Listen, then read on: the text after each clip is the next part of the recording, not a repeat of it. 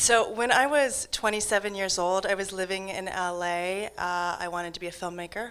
I was mostly unemployed, and I was also lonely. And but what I did have was a dog, and I walked my dog a lot. And I walked her, Bella, through Runyon Canyon, which is an off-leash dog park in LA. And that's where I met Roberto. And Roberto was not of the industry, you could tell, because he was disheveled and kind of intellectual looking. And I learned that he was French and a journalist, and it took him exactly 2 seconds to totally seduce me. And that's when he told me, oh, by the way, I live with somebody. And I'm like, what? Are you married?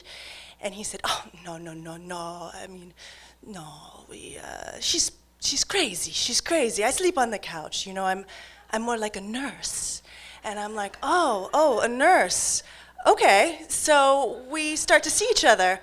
And it's actually kind of like a real relationship. And then I receive a phone call. And I kind of know who it is, you know. But he's a nurse, so I pick it up because I don't want to hide. And I hear, hello, Robyn? Do you know who this is? No. She says, this is Kimberly. I am the girlfriend of the man you have been fucking. And I just want to let you know that we've been screwing non-stop for 2 days straight, not using protection. So I hope you have, because I don't want any diseases. Click. And so I'm like, whoa. I mentioned I was 27, right? And oh, he's 43, and so is she. And I'm in way over my head, and I decide, okay, I gotta get rid of this guy, and I do, and I'm thinking, you know, this is great, this is like I'm growing up, right? And he has to leave the country, his visa runs out, she kicks him out of the house, I'm feeling safe until one day, my dog starts to frolic with 2 other dogs I see far off in the distance, and as they come closer, I realize they're Roberto's dog, but Roberto is in France, and who comes around the corner but a very tall, Amazonian-looking woman, bulging eyes, ashen skin. It's Kimberly. And she's marching towards me, and I'm thinking, stay cool, she doesn't know who I am. I know who she is because of the dogs. Just stay cool. And as she comes closer, she smiles like a normal person would. But then she sees the fear in my eyes. And she starts to penetrate my gaze, like she can read my mind. And then she says, hello, Robyn. And I don't say anything. I pretend I don't speak English. I just keep walking. And then when she's out of sight, I run to the bottom of the hill to my apartment, close the door behind me, and think, what am I going to do now? But folks, guess what? That's only the beginning, okay?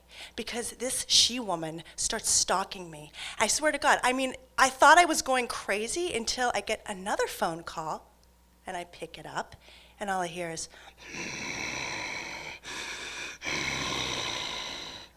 and I'm like, Kimberly, what do you want? And she goes, this is Kimberly. And I click, hang up, and I call my therapist. And I'm like, Peter, you have got to help me. I have a stalker. And he says, you gotta say you're sorry. I'm like, what? She's crazy. You have no idea who I'm dealing with here. He said, this is your bed, you gotta lie in it. So I said, I can't face her. He said, write a note. So I'm like, all right. So I write a fucking note. And it says, Dear Kimberly, I'm so sorry for all the pain I caused you. I hope you find peace. Like, leave me the fuck alone. And I march up to Runyon Canyon, and surprise, there she is, lying in wait. And I hand her the note, and she opens it, and she reads it in front of me, and she says, thank you. You know, that must have taken a lot of courage. And I walk away, and I'm free. I'm free, and I'm like ecstatic, you know? And I'm so happy. I sit down next to a stranger, and I start telling him the whole story, and then Skeletor starts walking back up the path. And she goes,